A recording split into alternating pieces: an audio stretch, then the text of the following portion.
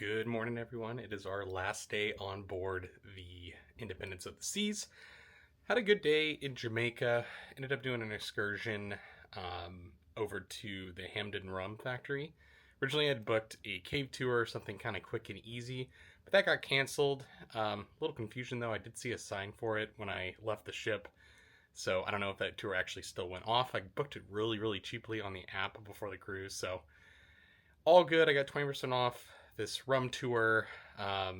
Overall, my thoughts on the rum tour. I feel like it was kind of a long drive to get out there, and the roads are terrible. So it probably could have been a 20 or 30-minute drive, and it really takes like an hour. The actual factory tour itself, I think, was my favorite part. They make rum kind of the old style way with a pot still.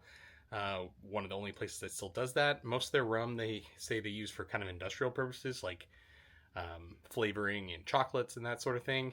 And I do feel like the rum itself that they produce for sale to consume wasn't that great. I know some rum fans I've seen online are kind of big fans of this type of rum. To me, it wasn't to my taste. I kind of like my aged rums, sort of more similar to like a bourbon. So I'm going to keep looking for that, but it was still a fun experience. Today, we're going to do some laser tag. We're going to try and do some ice skating, explore the ship a little bit more, enjoy our last day on board. Come along.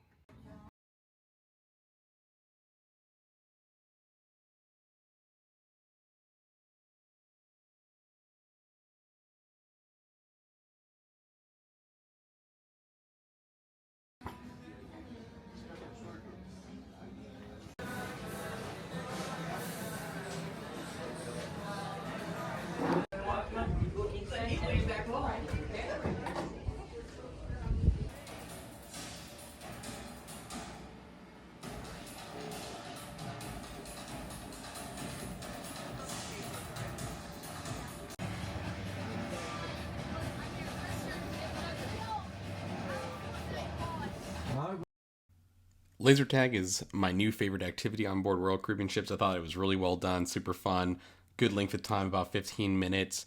It was just fun to shoot your fellow passengers. Then I decided to try my luck at the slot tournament. Unfortunately, no dice, did not win that one.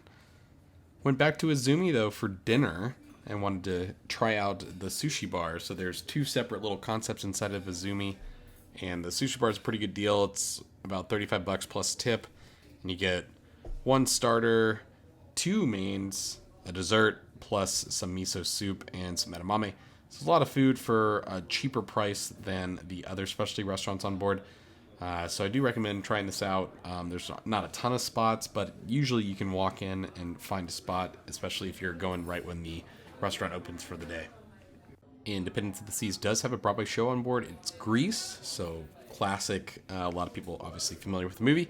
So it's the full length of the Broadway show, the original Broadway show, so awesome to check that out. Did stop in for a little bit, didn't stay for the whole show, lots to do, but is an option available, and they switch these around on the different ships, so you never know which one is really going to be actually on board.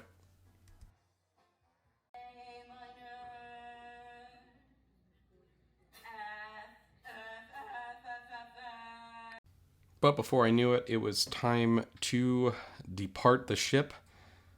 So we're going to detail how I got home, how the debarkation went. I am excited to get home to Phoenix to see my family, though. It's a great cruise. Probably my favorite of the three for sure. Just felt like the ship was like kind of the perfect size for me. Really love the Freedom class. This is my last of the Freedom class ships that I haven't tried. So definitely one of my favorites there. But I got more cruises coming up in the next couple months, so stay tuned. Now we got to get home to Phoenix. Debarkation was relatively smooth. Had to wait a little bit to get off of the ship. Line moved pretty quick once it did start moving, though. I had an early-ish flight out of Miami, so I wanted to get off the ship as quick as possible and clear customs. Headed over to the Centurion Lounge, which is a great benefit with my Platinum Amex card. I keep this card mainly for these lounges. They're typically places that I travel, and they've expanded into different airports more recently, but I'm in the Miami one at least a couple times a year just with all the cruising I do, plus just always end up somehow flying through Miami. But delicious little breakfast here. I didn't eat anything on board. Just wanted to get off the ship. And of course had some Versailles to take home to the family because we do love that Cuban food. My itinerary today was taking me through Dallas, first on a 777, which was great. I was hoping I would get an upgrade, but it was pretty far down the list there. But cool thing about my executive platinum status is I'm able to select main cabin extra seats in advance at booking, and on these 777s they actually select the premium economy seats for their international flying as main cabin extra. They also have their regular main cabin extra seats further back, but if these are still available, they are free for me to select. So I basically had a domestic first class seat for the ride over to Dallas, which is great. Flying American through Dallas, it's always a crapshoot where your domestic flight, your connection is going to be. Luckily, mine was in D, which meant I could go stop by the Centurion Lounge in DFW, which was greatly expanded a number of years ago. This was the first one to open up, and it's just a really great lounge. It has excellent food. It's one of my favorite food stops of all the Centurion lounges that I visit. Had delicious little mac and cheese going on today. Delicious, and arroz con leche. And they had a Yinling beer on tap, which when I grew up in Texas, never saw that around, so that must be new to Texas. Love the Astroworld plate outside of one of the restaurants, my original theme park. Did stop by the Admirals Club too, because it was a little closer to my gate, so did want to detail what that looked like. I have Admirals Club access due to my City AA Executive World Elite MasterCard, one of the longest card names in the credit card business for sure. But a nice lounge here. I believe that this was once a flagship lounge and they moved around the flagship lounges, or they overbuilt this one. I can't actually remember the history of this one, but the elevated food that they've added in the last year has been great in the Admirals Club lounges. It actually made me think maybe I could only exist on the Admirals Club access. It's hard for me to give up the Centurion lounges because they are so delicious, the food and the drinks, but I digress.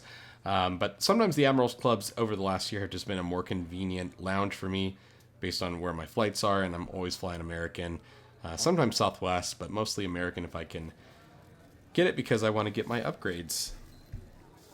Anyway, I want to thank you all for coming along with me on the journey of 3 cruises back to back to back.